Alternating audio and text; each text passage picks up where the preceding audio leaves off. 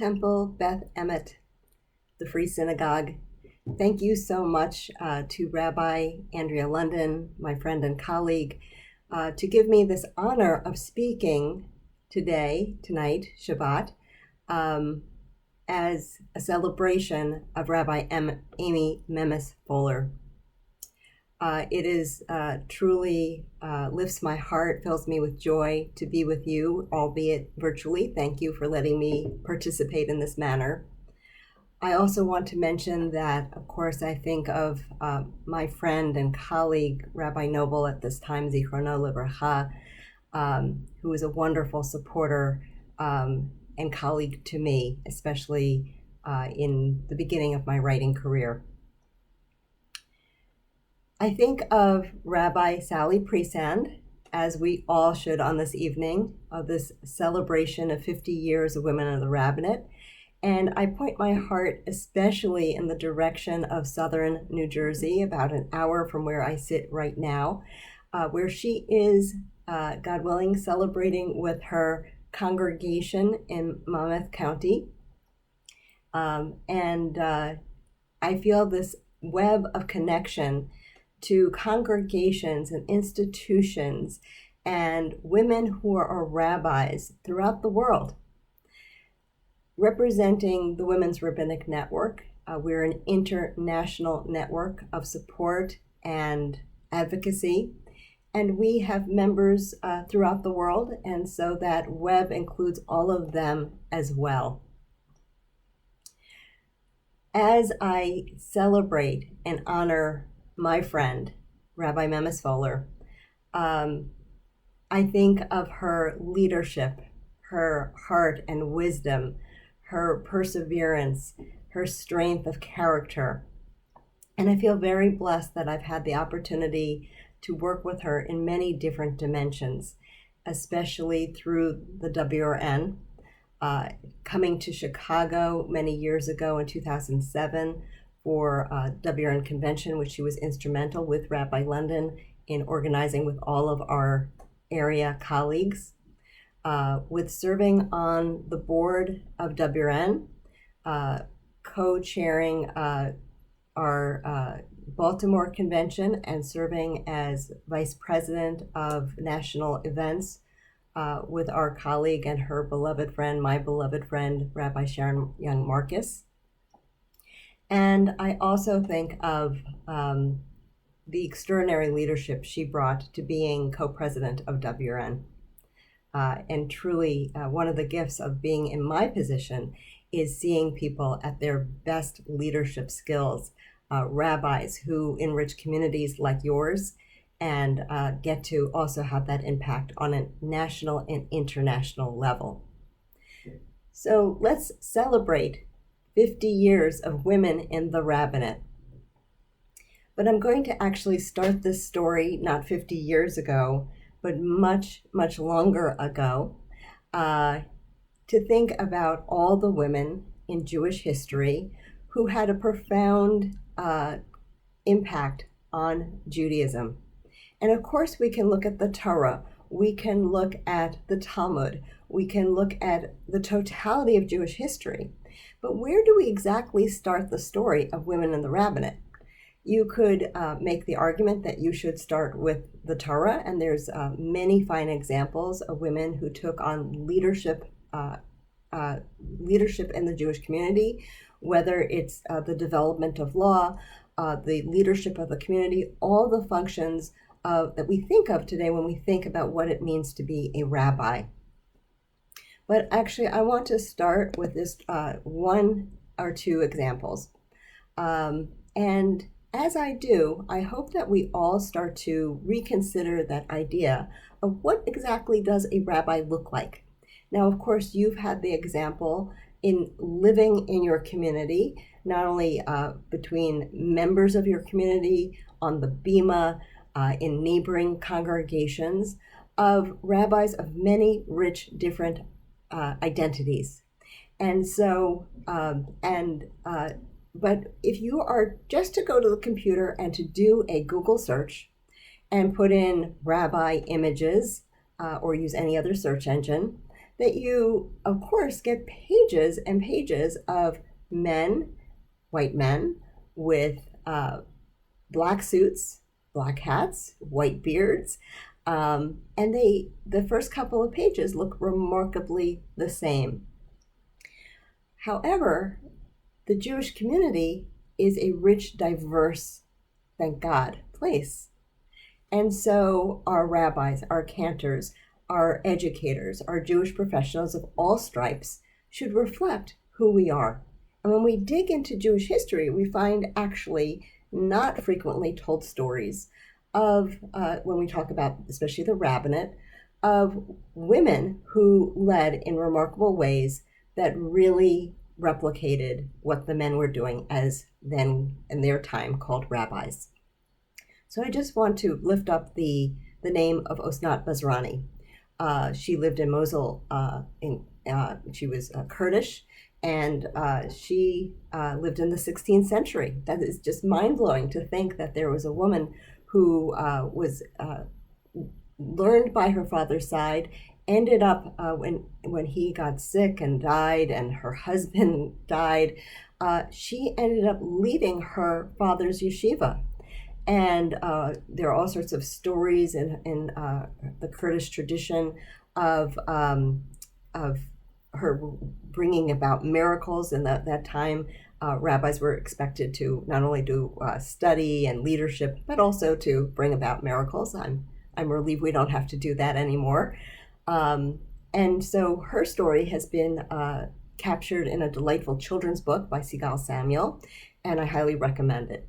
But just interesting to see. And within the Ashkenazi, especially Hasidic world, we have many examples like this as well, usually following the same pattern of women who served when their father or husband got sick and or died. But it was clear that they were this helpmate and partner in rabbinic leadership before they had to take on that mantle. So very, we think of like Gluckle of Hamelin, and or sometimes she's called the Maiden of Hamelin. That we have very fine examples of this as well. But let's do a huge step forward. I want to lift up the name of Ray Frank. Ray Frank was called the Girl Rabbi of the Golden West. She lived between 1861 and 1948. What is interesting is that she is the first documented Jewish woman to preach formally from a pulpit in the United States, so a rich part of American history. In 1890, she was on a trip as a journalist, ended up in Spokane, Washington. There was some disagreement in the community about what type of services to have, who should lead them. And walking into that void, she stepped up and actually preached for Rosh Hashanah. She was so good, they asked her to stay for Yom Kippur. And this launched her on a national tour of speaking and preaching. And even though the press called her the Girl Rabbi, she actually did not want to be a rabbi. And she was quite strident in that she believed that women should not work after getting married. She got married in her early 40s and actually did follow her own point of view and actually was never seen again in public leadership and was more of a helpmate to her husband. But what is interesting about this backdrop of her rise to fame is that this was on the heels of the Seneca Falls Convention in 1848.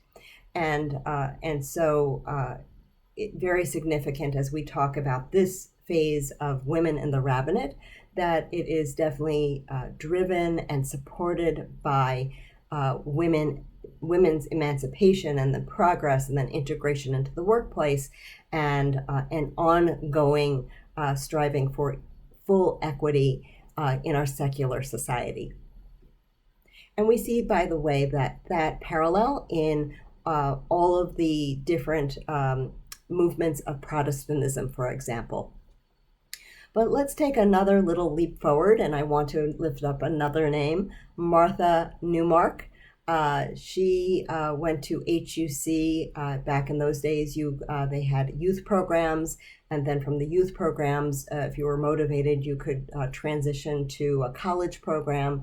And her father was a professor at HUC Cincinnati, and she had opportunities through her father, with whom she learned directly, to preach and lead services at his kind of weekend holiday pulpit outside of Cincinnati. And so she asked the faculty, when she saw her classmates, her male classmates, receiving high holiday pulpits and opportunities to go serve small, understaffed communities in the Midwest, to do the same. And this launched a huge debate, not only at HUC among the faculty, but among the reform movement at that time. The question eventually landed with the Central Conference of American Rabbis, who were at that time meeting in Cape May, New Jersey in 1922, where they debated whether or not, if Martha Newmark were ordained, would they accept her or any other woman as a member of the CCAR. And for this historic vote, they actually invited the women who were in attendance, the wives of rabbis, a handful of them, to come in and join the conversation and to express their opinions for this vote. And so in the end, they said, yes, we would accept a woman within our ranks. However, the decision to ordain such a woman was actually not in their hands. And so it took another 50 years for that to happen in 1972, June 3rd, today. And so in that development and that advocacy, that is the part of history for that governing body. But unfortunately, the Board of Trustees, Board of Governors at Hebrew Union College, Cincinnati, which was the only branch at that time, they decided, no, we're not going to ordain a woman. But go across to the East Coast, and in New York City, not far from where I'm sitting at this very moment, at Jewish Institute of Religion on West 68th Street, next to Stephen Wise Free Synagogue. Rabbi Stephen Wise founded JIR. And in the founding of Jewish Institute of Religion, Rabbi Wise decided that men and women could be educated there. It was not a reform seminary. However, it was a non-affiliated progressive seminary. And so out of this hub of institute, this hub served as a study place for mostly men. We have several women who actually tried to join the rabbinic track of study, including Irma Levy Lindheim, Dora Oskovitz, and Helen Hadassah Leventhal. I'm just going to focus. The first two were in the 1920s, very much parallel to Martha Newmark. And then Helen Leventhal was significant because she, in the 1930s, continued to study for I think it was 9.5 years, which is much more than the men studied. Everybody agreed that she was beyond a top student, if not the top student. And in the end, Rabbi Wise and the Jewish Institute of Religion decided not to uphold their original mandate, not to ordain her. And in 1939, she received an MA, which the women could receive, but also a special certificate documenting that she had in fact completed and taken every single class that the men who became rabbis could take, but unfortunately would not give her ordination or the title of rabbi. Let's just do one more dramatic leap geographically east at this point and talk a little bit about Regina Jonas, who, unbeknownst to these women who were struggling in the United States to be ordained, Rabbi Regina Jonas was ordained in a very different circumstance in Nazi Germany. Berlin, which is just really mind-blowing to think of. What an accomplishment. She was studying at the liberal seminary. This is the cradle of Enlightenment education, mixing the best of university and scientific reasoning with progressive Judaism. Regina Jonas was not a Reformed Jew. She actually had quite a straight up halachic framework from which she functioned and from which she wrote. And it was clear that she wanted to become a rabbi. And so her advisor, the head of the seminary, assigned her for her thesis to write specifically about whether or not women could be ordained. Again, a little mind-blowing. She herself had to do the heavy lifting, the hard work of deciding and proving could women be ordained as rabbis. And she wrote an exemplary thesis. You can read it in translation, in which she argues that there's no law forbidding a woman to become a rabbi. But alas, her mentor, her supporter, died before her ordination, and she was not ordained. However, she finally achieved ordination when the community decided, when another mentor stepped up and gave her private ordination. And so when we talk about the achievement of women in the rabbinate, we talk about Rabbi Presand as the first public ordination in the world. We talk about that accomplishment as HUC-JIR. They merged in 1950 as making a conscious decision to ordain women. And rather than Rabbi Jonas, who ended up in this very strange no man's land of doing all the education, writing the thesis, but in the end was not allowed to sit for her final exam and therefore had to find this very alternative route, which was not accepted generally by her community. And one of the great tragedies of Rabbi Jonas is that as other rabbis, all men, make very hard decisions about whether or not they're going to flee, which many do, and therefore there's nobody to serve the community, and she steps up and serves, and opportunities actually open up for her because of this, to really serve in a more fulsome way than she had been, which was more like a glorified religious school teacher, day school teacher, principal type of person, because she was not allowed on the pulpit. These opportunities opened for her. Or these men were being deported to camps, which eventually she herself is deported to Theresienstadt with her mother, and then later deported to Auschwitz, where it's presumed she died the same day.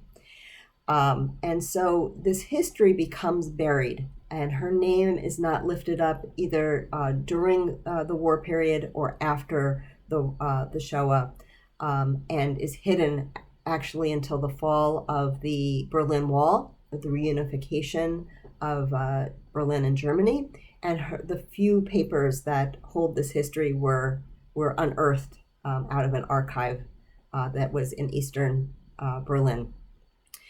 And so it is incredibly marked to look at her history and compare it to Rabbi Presand. We already talked about that a little bit. But the other irony of that story is that Rabbi Presand herself was supposed to be ordained by Rabbi Nelson Gluck. And he unfortunately dies before her ordination, which reopens the debate at Hebrew Union College whether or not she is going to be ordained. And Rabbi Gottschalk, who is unfortunately now quite documented for his sexual misdeeds and his sexual harassment of female students, but I'm just going to leave that there, that he is the one who ends up ordaining her. And so it was a difficult decision. He decides to uphold both what he thought was right and what Rabbi Gluck wanted. And therefore takes a very important role in history, And therefore we end up with the celebration of 50 years of women in the rabbinate. And again, what is unique about Rabbi Presand and what we see in all of these women is that they were not there to be a first, to be a trailblazer. They're just women who wanted to be rabbis. Notice I'm not saying they wanted to be women rabbis.